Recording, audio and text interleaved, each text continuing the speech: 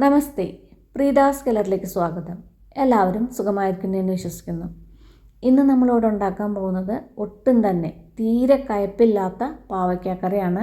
ഈ ഒരൊറ്റ കറി മതി നമുക്ക് വയറ് നിറച്ച് ചോറുണ്ണാനും, അത്രയ്ക്ക് ടേസ്റ്റുമാണ്. അപ്പോൾ വീഡിയോ എല്ലാവരും സ്കിപ്പ് ചെയ്യാതെ മുഴുവനായിട്ട് കാണുമെന്ന് വിചാരിക്കുന്നു. വീഡിയോ ഇഷ്ടമായിട്ടുണ്ടെങ്കിൽ ഒന്ന് ലൈക്ക് ചെയ്യാനും മറ്റുള്ളവർക്കൊക്കെ ഷെയർ ചെയ്ത് കൊടുക്കാനും മറക്കില്ലല്ലോ. സബ്സ്ക്രൈബ് ചെയ്യാത്തവർ ഒന്ന് സബ്സ്ക്രൈബ് ചെയ്യാനും മറക്കല്ലേ. എന്നാൽ നമുക്ക് ഈ പാവയ്ക്കാക്കറി എങ്ങനെ ഉണ്ടാക്കുന്നത് എന്ന് നോക്കാം. പാവയ്ക്കാക്കറി ഉണ്ടാക്കാൻ വേണ്ടിയിട്ട് ഞാനിവിടെ ഒരു കയ്പ്പയ്ക്ക നന്നായിട്ട് കഴുകിയെടുത്തിട്ടുണ്ട്. ഞങ്ങളുടെ പാലക്കാട് സൈഡിൽ കയ്പ്പയ്ക്ക എന്നാണ് പാവയ്ക്കയ്ക്ക് പറയുക. ഇനി നമുക്കിതൊന്ന് കട്ട് ചെയ്തെടുക്കാം. ഞാനൊന്ന് റൗണ്ടിലാണ് കട്ട് ചെയ്തെടുക്കുന്നത്. കാരണം നമ്മുടെ കറി ഉണ്ടാക്കാൻ റൗണ്ടിൽ കട്ട് ചെയ്യുമ്പോഴാണ് കൂടുതൽ സൗകര്യം. ഇതുണ്ടല്ലേ, ഇതേപോലെ കുറച്ച് തിക്കായിട്ട്, വല്ലാതെ നൈസായിട്ട് വേണ്ട, ഇതുപോലെ കുറച്ച് തിക്കായിട്ട് കട്ട് ചെയ്തെടുക്കുക. അതിനുശേഷം ഇതിൽ കുരുവൊക്കെ ഒന്ന് മാറ്റിക്കളയുക. കുരു ഇഷ്ടമുള്ളവർക്ക് ഇതിൻ്റെ മാറ്റിക്കളയേണ്ട ആവശ്യമില്ല. ഞാൻ കുരുവൊക്കെ ഒന്ന് മാറ്റിക്കളഞ്ഞെടുത്തിട്ടുണ്ട്. ഇപ്പോൾ എല്ലാ പാവയ്ക്കും കട്ട് ചെയ്തതിന് ശേഷം അതിൻ്റെ കുരുവൊക്കെ ഒന്ന് മാറ്റിയിട്ടുണ്ട്. ഇതുണ്ടല്ലേ, ഇതേപോലെ ഒന്ന് കട്ട് ചെയ്തെടുക്കുക. ഒരുപാട് നൈസായിട്ടുള്ള കുറച്ച് കനത്തിലത് അതുപോലെ ഒന്ന് കട്ട് ചെയ്തെടുക്കുക. ഇനി ഈ പാവയ്ക്ക് നമുക്ക് ഇതൊന്ന് മാരിനേറ്റ് ചെയ്യണം. അതിന് വേണ്ടിയിട്ട് ഈ പാവയ്ക്ക് നമുക്കൊരു വേറൊരു പ്ലേറ്റിലേക്ക് ഒന്ന് ഇട്ട് കൊടുക്കാം.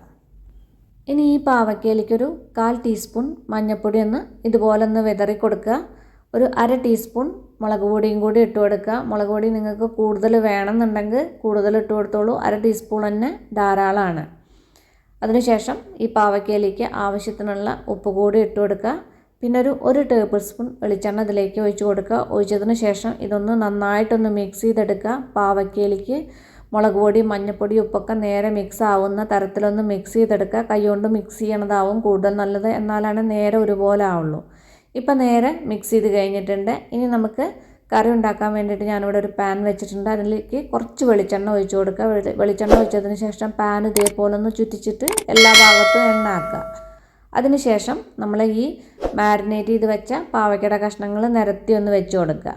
ഒരുപാട് എണ്ണയുടെ ഒന്നും ആവശ്യമില്ല, നോൺ സ്റ്റിക്ക് അല്ലേ, അപ്പോൾ ഇതുപോലെ കുറച്ച് എണ്ണ മതി. വേഗം ഒന്ന് ഫ്രൈ ആവാൻ വേണ്ടിയിട്ട് ഇതൊന്ന് അടച്ചു വെച്ച് കൊടുക്കാം. അതിനുശേഷം മറ്റേ സൈഡും കൂടി ആവാൻ വേണ്ടിയിട്ട് എല്ലാം ഒന്ന് തിരിച്ചിട്ടിട്ട് വീണ്ടും ഒന്ന് ചെറുതായിട്ടൊന്ന് ഫ്രൈ ചെയ്തെടുക്കാം. ഇപ്പോൾ 2 സൈഡും ആവശ്യത്തിന് ഫ്രൈ ആയിട്ടുണ്ട്. ഇത്രയ്ക്ക് അങ്ങോട്ട് ഫ്രൈ ആയാൽ മതി. ഇനി നമുക്ക് ഈ പാൻ ഇവിടുന്ന് ഒന്ന് മാറ്റി വയ്ക്കാം. അതിനുശേഷം വേറൊരു പാൻ വെച്ചിട്ട് അതിലേക്ക് കുറച്ച് വെളിച്ചെണ്ണ ഒഴിച്ച് കൊടുക്കുക. ഇനി ഇതിലേക്കൊരു 1/2 ടീസ്പൂൺ ജീരകം ഇട്ട് കൊടുക്കുക. പിന്നെ ഒരു ടീസ്പൂൺ കടുകും കൂടി ഇട്ടിട്ട് ഒന്ന് പൊട്ടിച്ചെടുക്കുക. അതിനുശേഷം ഒരു തണ്ട് കറിവേപ്പിലയും ഒരു 2-3 വറ്റൽമുളകും കൂടി ഇട്ടിട്ട് ഒന്ന് ഫ്രൈ ചെയ്യുക. ഇനി ഞാനിത് അവിടെ ഒരു സവാള നല്ല പൊടിയായിട്ട് അരിഞ്ഞെടുത്തിട്ടുണ്ട്. നല്ല വലിയൊരു സവാളയാണ് എടുത്തിട്ടുള്ളത്. ഈ പൊടിയായി അരിഞ്ഞ് വെച്ച സവാള ഇതിലേക്ക് ഇട്ട് കൊടുക്കുക. ഇട്ടതിന് ശേഷം ഇതൊന്ന് ഫ്രൈ ചെയ്യുക. ഫ്രൈ അല്ല, ഒന്ന് നന്നായിട്ടൊന്ന് വഴറ്റിയെടുക്കുക. വേഗം വഴന്ന് വരാൻ വേണ്ടിയിട്ട് നമുക്കിതിലേക്ക് കുറച്ച് ഉപ്പിട്ട് കൊടുക്കാം. ഉപ്പിട്ടതിന് ശേഷം നന്നായിട്ടൊന്ന് വഴറ്റിയെടുക്കുക. സവാളയുടെയൊക്കെ ഒന്ന് കളറ് മാറി വരുന്നത് വരെ ഒന്ന് വഴറ്റിയെടുക്കുക. ഇപ്പോൾ സവാളയുടെ കളറൊക്കെ ഒന്ന് മാറി വന്നിട്ടുണ്ട്. ചെറുതായിട്ടൊരു ലൈറ്റ് ബ്രൗൺ കളറായിട്ടുണ്ട്. ഇനി ഇതിലേക്കൊരു 1/2 ടീസ്പൂൺ മുളക് പൊടിയും കൂടി ഇട്ടിട്ട് ഒന്നുകൂടി ഒന്ന് വഴറ്റിയെടുക്കുക. ആ മസാലയുടെയൊക്കെ നല്ല മൂത്ത സ്മെല്ല് വരുന്നത് വരെ ഒന്ന് വഴറ്റിയെടുക്കുക. ഇപ്പോൾ മസാലയൊക്കെ നന്നായിട്ട് മൂത്ത് വന്നിട്ടുണ്ട്. ഇനി നമുക്ക് സ്റ്റവ് ഓഫ് ചെയ്യാം. പിന്നെ നേരത്തെ ഫ്രൈ ചെയ്ത് വെച്ച പാവയ്ക്ക ഉണ്ടല്ലോ, അതിലേക്ക് കുറച്ച് പുളിയില്ലാത്ത നല്ല കട്ട തൈര് ഇതുപോലെ നന്നായിട്ട് ഉടച്ചതിന് ശേഷം അത് ഇതിലേക്ക് ഇട്ട് കൊടുക്കുക. പിന്നെ നമ്മളിപ്പോൾ വഴറ്റി വെച്ച സവാളയും ഇതിലേക്ക് ഇട്ട് കൊടുക്കുക. ഇട്ടതിന് ശേഷം ഒന്ന് മിക്സ് ചെയ്തെടുക്കുക. പിന്നെ പാവയ്ക്ക ചൂടോടക്കനുള്ള പാവയ്ക്കയിലേക്ക് തൈര് പാനിലേക്ക് അങ്ങനെ തൈര് ഇട്ട് കൊടുക്കരുത്. ഇട്ട് കൊടുത്തു കഴിഞ്ഞാൽ പരന്നി പോവുള്ളൂ. ഇതുപോലെ ഒന്ന് ചെറുതായിട്ടൊന്ന് തണുത്തതിന് ശേഷം തൈര് ചേർക്കുക. തൈര് പാവയ്ക്ക നന്നായിട്ട് ഫ്രൈ ചെയ്തിടണു. തൈരൊക്കെ ചേർക്കൊണ്ട് തീരെ കയ്പില്ല. ഈ പാവയ്ക്ക കുട്ടികൾ പോലും ഇഷ്ടത്തോടെ കഴിക്കും ഈ പാവയ്ക്കാക്കറി.